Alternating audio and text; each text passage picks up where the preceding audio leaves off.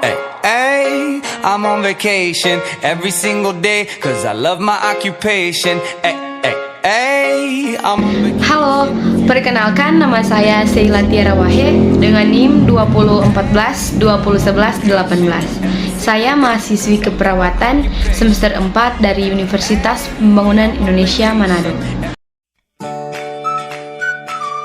Baik, yang pertama pengertian. Menurut Keliat 2011 mengungkapkan bahwa perilaku kekerasan merupakan salah satu respon marah yang diekspresikan dengan melakukan ancaman, mencederai orang lain, dan merusak lingkungan. Perilaku kekerasan dapat terjadi dalam dua bentuk, yaitu saat sedang berlangsung perilaku kekerasan atau riwayat perilaku kekerasan.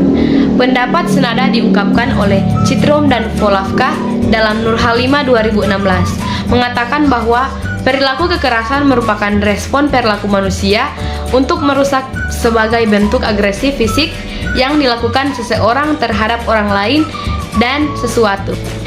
Berikut adalah faktor resiko.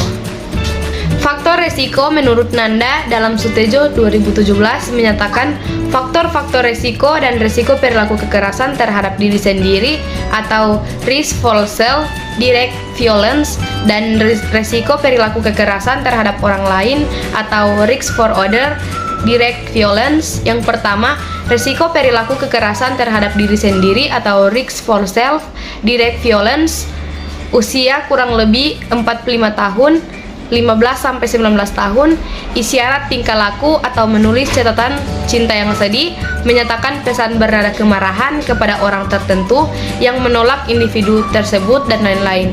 Konflik mengenai orientasi seksual, konflik dalam hubungan interpersonal, pengangguran atau kehilangan pekerjaan atau masalah pekerjaan, terlibat dalam tindakan seksual, autoetorik, sumber daya personal yang tidak memadai, status perkawinan atau sendiri, menjanda, bercerai, isu kesehatan mental atau depresi, psikosis, gangguan kepribadian, penyalahgunaan zat, pekerjaan atau profesional, eksekutif, administrator, atau pemilik bisnis, pola kesulitan dalam keluarga, riwayat bunuh diri, sesuatu yang bersifat kekerasan atau konfliktual, isu kesehatan fisik, gangguan psikologis, isolasi sosial, ide bunuh diri, rencana bunuh diri, riwayat upacara bunuh diri berulang, isyarat verbal atau membicarakan kematian, menanyakan tentang dosis mematikan suatu obat, resiko perilaku kekerasan terhadap orang lain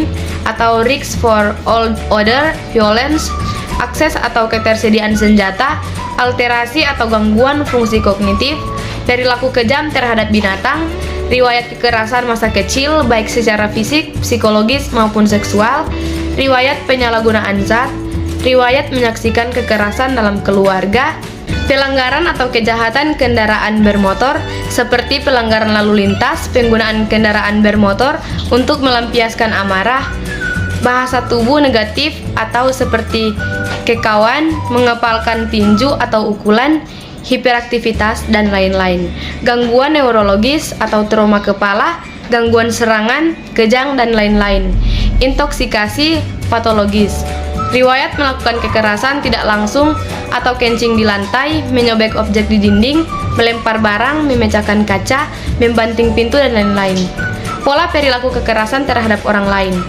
menendang, memukul, menggigit, mencakar, upaya perkosaan, memperkosa, pelecehan seksual, mengincingi orang, dan lain-lain. Pola ancaman kekerasan, ancaman secara verbal terhadap objek atau orang lain, menyumpah serapah, gestur atau catatan mengancam, ancaman seksual, dan lain-lain. Pola perilaku kekerasan antisosial, mencuri, meminjam dengan memaksa, penolakan terhadap medikasi, dan lain-lain. Berikut adalah pencegahan. Yang pertama, mengamalkan ajaran agama. Yang kedua, komunikasi.